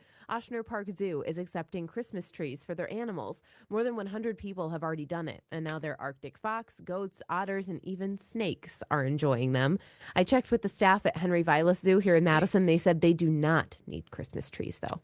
Lake Mendota froze just long enough for somebody to win $1,000. Last month, we told you about the Mendota Freeze Contest hosted by the Clean Lakes Alliance. I did People not know submitted that their guesses of when they thought Christmas the lake would freeze over. I thought they were now, hibernating the state by right now. climatology Aren't they office who reptiles? officially makes that determination. I don't They say know it if froze snakes on hibernate. Christmas I think it Day, also but depends, just barely. like- When's the According last to time you Clean saw a Lakes Alliance, snake in there the was snow? A bunch of fog and the I haven't ice seen one melted in the snow, quickly. but that's still just counts. because Director James I Ty on how haven't they used seen to determine them whether the escape lake in would winter. freeze. I don't know. Last time I saw a snake in the snow was in Breckenridge in a hot tub. But you know, thank you very much. And everything revolves back to boating and maybe a little beverage or two. This is the That's live official stream. way, and that's still how we track it. It's not if the whole lake is frozen; it's just frozen at its most major A lot point. of people had Now it's a feelings on much more February, scientific January. That was good. process, but the principles are pretty much the same for the state climatologists. Now, 21 people correctly guessed that the lake would freeze over on Christmas. Dave, so the Clean Lakes Alliance did a random see, those are drawing, and colloquial Dan Wisconsin. Sandiford's Dave, name for was those picked. watching the He stream, said David he's entered the New Berlin contest says, for my years, and mom he's always never even said come close Saturday, until now. not He won a Saturday. $1,000 gift Says, card I don't from get it. Land's End. Math ain't math in I'm here. Savannah Tomei I know, Olson. but those You're are what listening we to call 92.7 colloquialism. In WMDX certain News. regions of the state of Wisconsin, we have certain On your words that we entertainment say beat, I'm Pete differently Schwaba. than everybody Mamma else. Mia! There is a new champ when it comes to stage musical adapted to the big screen. Wicked has been a box office juggernaut since its release in November, and now it's just passed Mamma Mia as the #1 musical stage adaptation, according to Puberty.com. The results of the poll apparently sent fans of Mamma Mia into a lather on social media. The friendly competition and debate between the two films should continue as Mamma Did Mia he has say a third Puberty.com? installment in That's the what I works, was gonna- and I the Cynthia thought- Erivo, wait a minute, my Ariana ears Grande-led dirty? Wicked will What's see going on? Chapter 2 hit theaters next November. If you don't like to watch horror films, there is the option to sidestep the blood and creep and just read the script. Deadline's Read the Screenplay series has made the script for the recently released Nosferatu available Nosferatu, at Pete, Deadline.com. come on, the you're a screenplay movie was guy. adapted by Robert Eggers, who is least also I the think. I director. guess I could be wrong. Nosferatu stars Also, Bill Skarsgård and has received I feel like rave reviews. if you and is read the currently script in for that theaters. movie, For more showbiz fun, it tune would in be to short Nightlight with me, because Pete there's a Schwaba, lot of weeknights silence from 6 to 8 p.m. and on not Civic Media like Radio you wouldn't get the creepy vibes. Like basically the whole movie is just like, hey guys, hope you're paying attention because something real bad's about to happen. It's just gonna happen anytime now. Look, it's all real. Partly sunny This and is rather bad. breezy Like today, just a with winds out of the terrible north, atmosphere. taking our high temperatures of the I enjoyed it. mid-20s and making it feel David more New like the Berlin, teens. yes, thank you. Or Then Dave, tonight, yeah, New we Berlin, flirt with thank you for your single photo, digits for Dave. overnight lows, Very and looking for tomorrow, great. low 20s. There, got the We've got a flannel ton on. of sunshine the Yes, you entire can week. send I'm pictures. meteorologist Brittany Merlot. But please Right keep now, them It's appropriate. 22 degrees. Yes, please. Well, I don't want to have to ban you. That's Buzz. We, Oh, yeah? we don't, Yeah, not he's saying you starting with would, the you whoops. understand. Unless you send something. Yeah. Let's not go there. Yeah. Clothing is required in all photo Yes, sets. yes. Who's with me? You can Goodness, send he knows memes. when he's buzzed. People do And my sometimes. brain Just is please saying, note when it's overload time with to them. go home, somebody call me a ride.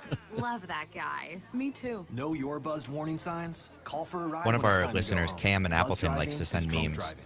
One of my favorites is one that it seems that he made. Matt Nair on The air. video game character Sonic the Hedgehog has like a logo where he's in a spinning circle and he has wings around the circle.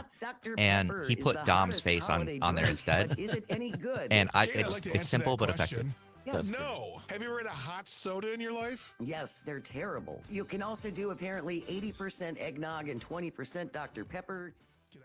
About 20 seconds. Thank you.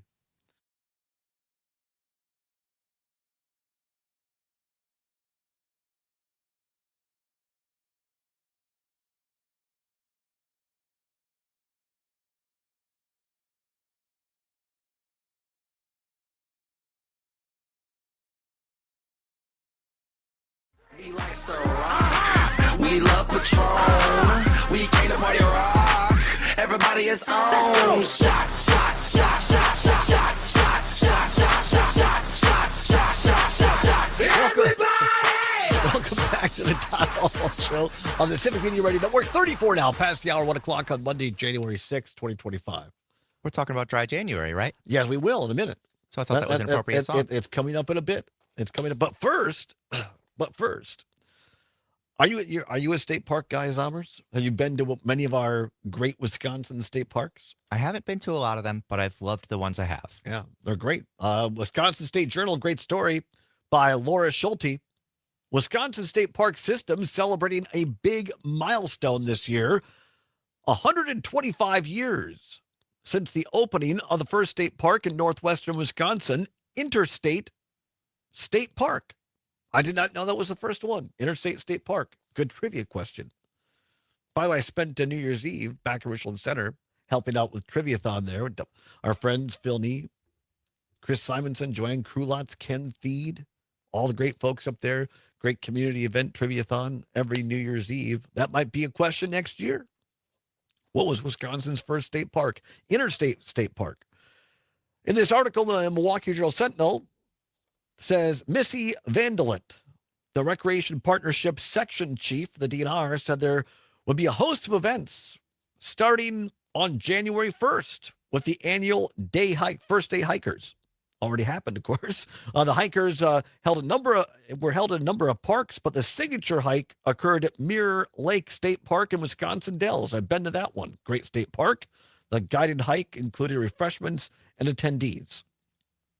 Of course, after that, a series of candlelight hikes, snowshoe, and cross-country skiing events will be scheduled throughout the winter. And Earth Day and Arbor Day events across the state, including the ceremonial planting of 125 trees. Of course, we spent Earth Day last April at Governor Nelson State Park here in just off the shores of Lake Mendota. Had Tia Nelson, whose dad, former governor and U.S. Senator Gaylord Nelson, was the founder of Earth Day, was on the show. Appreciate that. Busy season ahead as well. Interstate Park will host the signature celebration at some point during the summer, which will include events based on the park. So looking to update your state park merch, or merchandise as they say.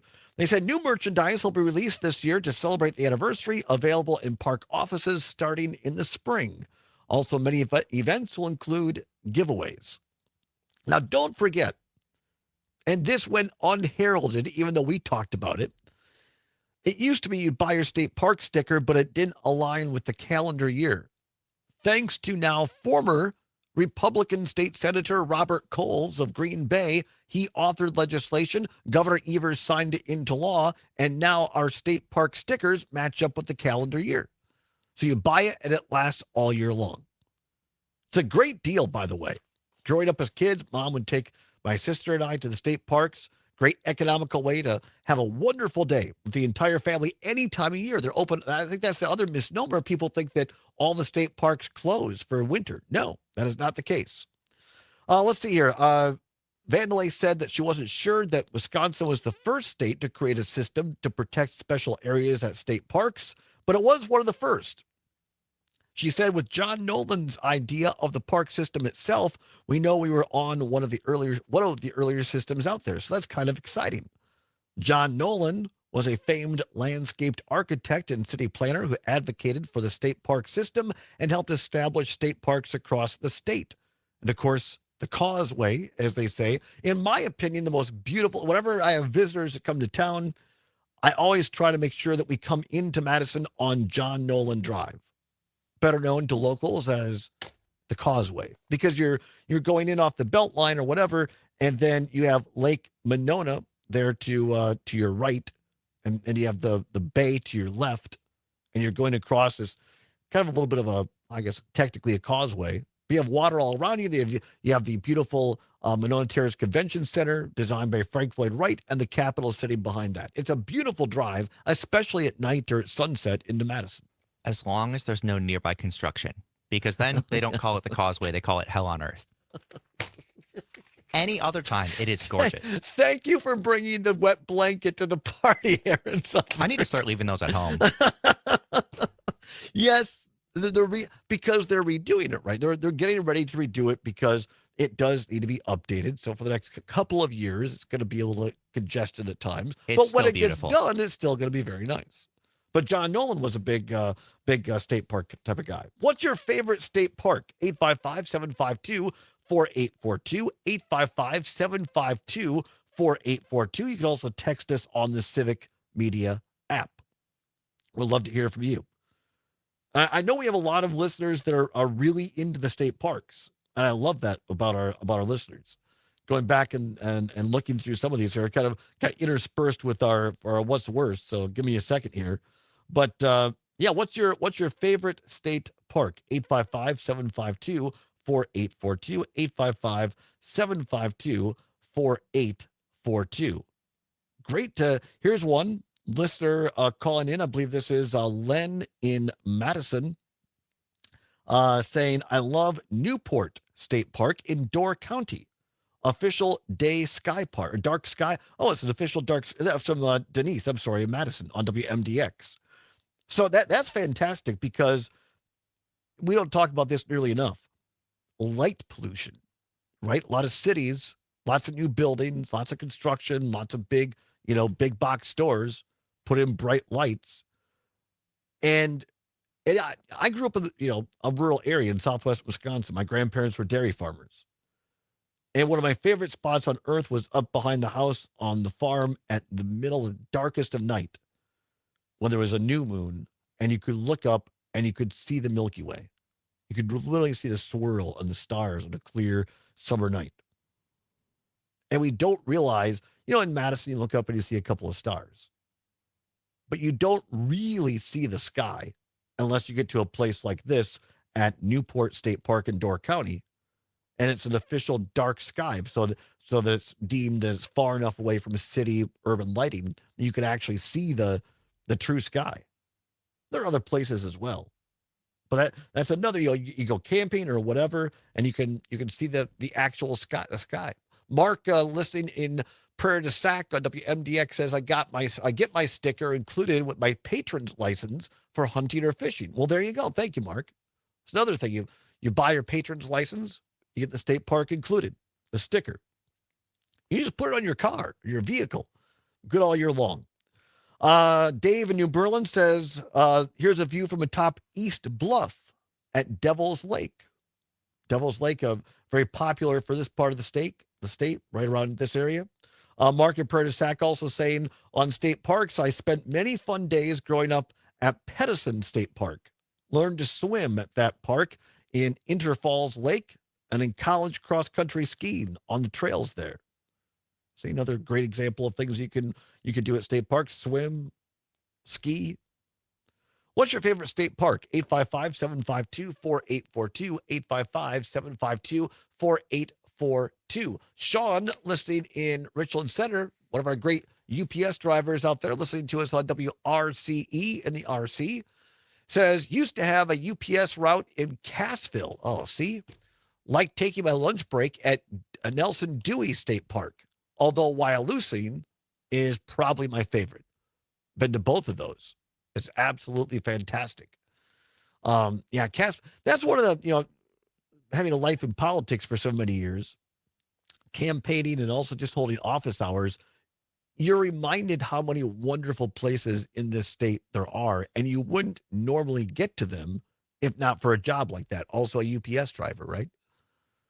Along the Mississippi River, southwest Wisconsin, all the bluffs and everything. Gorgeous. Cassville, Wyalusing, beautiful. Let's see here. What else do we have? Kirk listening up in beautiful Eau Claire, Wisconsin on WCFW The Tap in Eau Claire says, is it Perot State Park in Trempealeau? Hike the bluff trails for awesome views of the Mississippi River. Well, thank you, Kirk. I need to put that one on my list when I go up and see my sister and brother-in-law and the family up there. I've never been. Perrot. I'm assuming it's pronounced Perot State Park in Trempealeau. I've been to Trempealeau County, but not that state park. So see, another one to put on the list there. What's your favorite state park? 855-752-4842, 855-752-4842, or text it on the Civic Media app. According to this article in the Milwaukee Journal-Sentinel, the Department of Natural Resources tracks the number of visits to the state parks each year. And while the numbers for 2024 won't be available until sometime next year, data from 2023 shows that, by far, Devil's Lake State Park in Baraboo is the most popular. More than 2.3 million visitors last year. Earl Ingram and I went there last year. We were up in Baraboo for Juneteenth. Earl had never been there, just like I've never been to some places in southeast Wisconsin. And again, Earl Ingram is in fantastic shape, by the way. He was kicking my butt going up and down the trails because there's steep hiking trails. And I know he said he was going to bring his family back there. So it's if you've not taken, take a day trip or overnight trip. It's a beautiful area of the state. Wisconsin Dells gets most of the love. And then the Dells is great. But if you want something more natural, just go down about 15 miles south to Baraboo and Devil's Lake. Yeah, if you're able to hike with a little bit of steep trails, you absolutely should go. And I'm glad you got to show Earl. Yeah, absolutely. Matt in Milton, listening on WMDX. Matt says Devil's Lake is his favorite for hiking and swimming. Decent burger, too. Let's keep them public. That's true. There are in select state parks. There's also food stands, depending upon the time of year as well. Karina, listening in Milwaukee on WAUK. Karina says Hamilton Beach Park. I'm trying to think if I've been to that one. It sounds familiar, but I don't want to say if it's not true. But yeah, Baraboo and Devil's Lake, the most popular. Or it might be Harrington Beach Park. Or no, Hamilton sounds familiar, but we'll see. Also, according to the DNR, after Devil's Lake comes Kettle Moraine State Forest, the southern unit. Beautiful area as well. Nearly 1.5 million visitors to Kettle Moraine. Peninsula State Park, Governor Dodge State Park, High Cliff State Park, Willow River State Park, and the Kohler Andrea State Park round out the top parks and state parks in Wisconsin. And by the way, they're self-funded. Also very important. Wisconsin's park system, one of the few in the U.S. that are mostly self-supporting through the sale of those park passes and campsite fees. But funding has been an issue in recent years, according to the nonpartisan Wisconsin Policy Forum, with Wisconsin spending less than any other state on park costs. Let me say that again. Wisconsin spends less than any other state on park costs and ranking among the lowest in spending on park projects. Now there, shouldn't that be a bipartisan issue? I would think so. That's just sad. We have such a great natural resource here. We should work to preserve it. See, that's the kind of stuff that I wish our legislators would work on. That's the kind of stuff that I wish they could say, you know what, we might disagree on this or that, but we're going to come together and we're going to fund our state park system. I didn't know that we were the lowest funded in the country. That's why it's so important that you buy your park sticker. You don't try to sneak in, and those camping fees. Ellie Tom watching on YouTube says, can you tell the audience the difference between public and private? Well, sure. I mean, public means that it's owned by the state, is supported, as I just said, mostly self-funding. And we have private campgrounds and private areas as well, and that's fine. But they get to set the fees, and they're not as accessible. Think about it. I mean, my mom was a single mom, had 2 kids, did not have a lot of money at all growing up. And I forget what the fee was then. Maybe it was, for the year, $15. Now it's 20 something, 28, 29. But you can take it. Once you get in, the sand, the beach, the hiking trails, all free for the day or the year, as it turns out. But what a great deal that is. Less than $30. You can take the family all year to state parks. There you go. It's a great deal. Come on back. Talk a little bit about Dry January. Another vote from Karina for Harrington Beach Park. Very good. Thank you, Karina. Come on back. Going to wrap it up. Talk a little bit about Dry January, and the youngins are embracing it. It's the Allbaugh Show for Monday on the Civic Media Radio Network. Using great conversation, 92.7 WMDX. This is Chad Spade. Are you thinking about improving your home? At Chad's Design Build, we're proud to offer remodeling done well with love. And our commitments to you and your home convey that love and spell our name. The Chad's experience is structured to provide excellent communication, honesty, accuracy, detailed proposals, and satisfied customers. We're also committed to making your home comfortable, healthy, attractive, durable, and sustainable. If you want a quality remodel and a quality remodeling experience, go to chadsdesignbuild.com to learn more. You're listening to the American Democracy Minute, keeping your government by and for the people. The Voting Rights Act of 1965, Section 2, included opportunity for communities of minority voters to elect the congressional candidate of their choice by creating a majority-minority voting district. In 2025, Alabama, for the first time in history, has 2 black members of Congress. It wasn't easy. Alabama's population is almost 27% black, yet the state had only 1 majority-minority congressional district out of 7 after the 2020 redistricting cycle. Voters sued under the Voting Rights Act, and in 2022, the U.S. Supreme Court in Allen v. Milligan determined the legislature had intentionally diluted black voting power. Alabama's federal district court ordered new maps, which the legislature and governor defied, refusing to create a second majority-minority district. Finally, in October 2023, the court chose a map drawn by a court-appointed expert, which included a second black district. Black Alabamian Shamari Figures, son of civil rights activists, won the second congressional district 55% to 45%. The Milligan decision was long-awaited justice for black Alabamians, but a Supreme Court decision in 15 seconds. Thank you.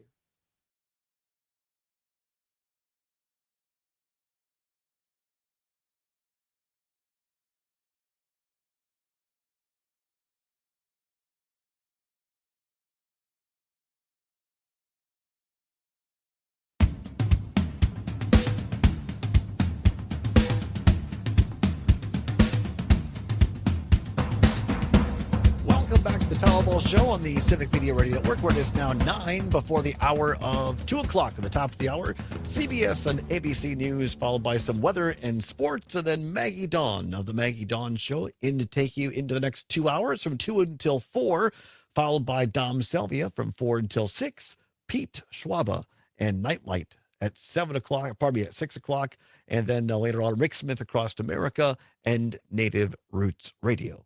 Great lineup for the rest of the evening. Stick around here at Civic Media all afternoon and into the evening long. All right.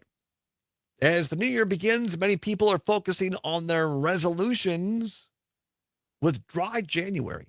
Dry January. How dry I am, how dry I'll be. It's becoming a popular trend, and this might surprise some people, particularly and especially among young adults. The idea of Dry January is to refrain from drinking alcohol for the entire month to experience positive health benefits. Research has shown that taking a break from alcohol can lead to benefits, including improved liver health, blood sugar levels, and cholesterol. Taking a break from alcohol can also lead to improved energy levels, better sleep, weight loss, and overall wellness. And who couldn't use that? According to Civic Science, an impressive 25%, a quarter of all Americans 21 plus reported they successfully completed Dry January last year, up from 2024, or up from 16% of the year before. The data shows high completion rates were spearheaded by younger Americans. 35% of Gen Z aged 21 to 24 successfully completed dry January, more than double the percentage of Americans 55 and up.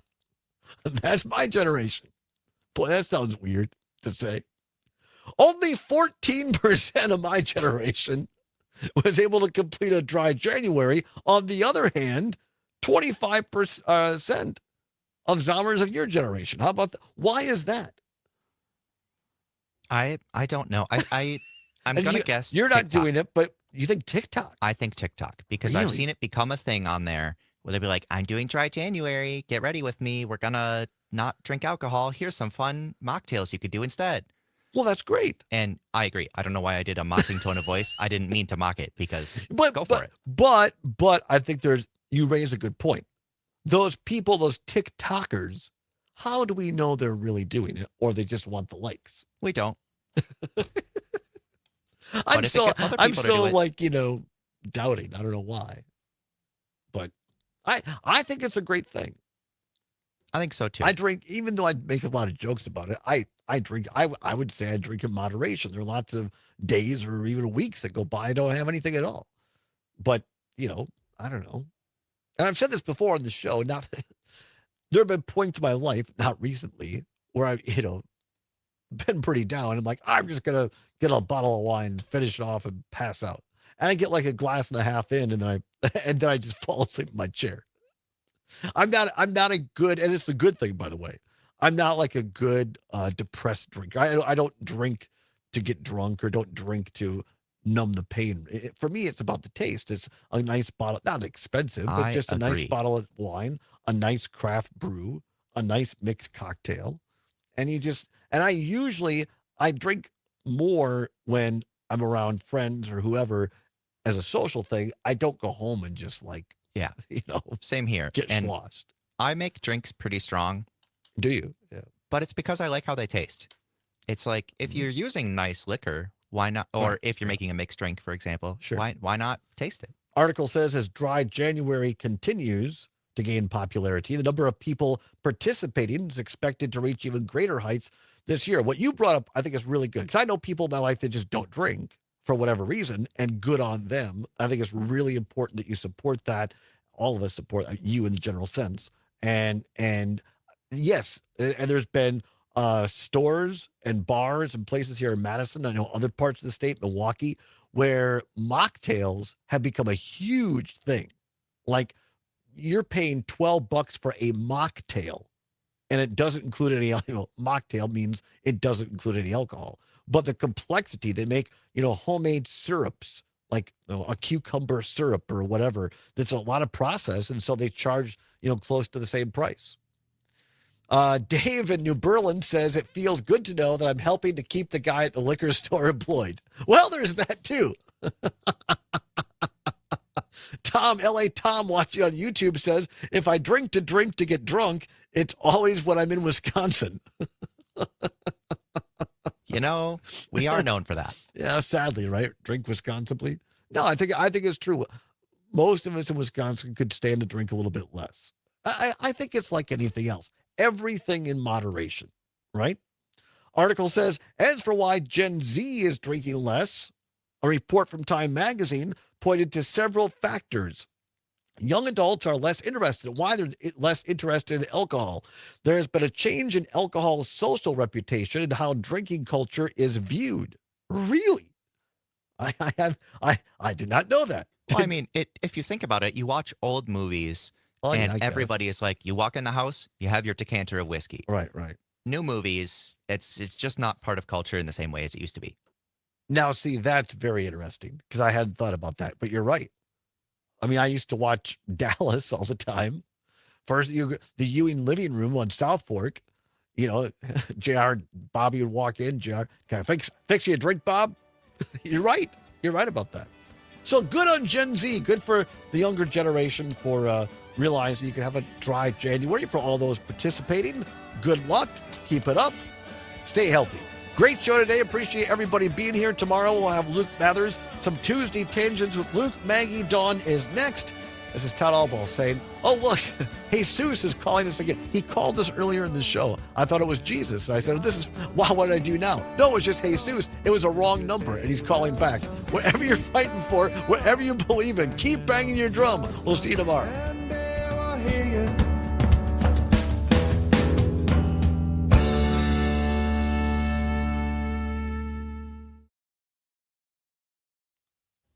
I hope it was a wrong number. Well, maybe not. All right, everybody. Appreciate you. Have a good day. Bye-bye.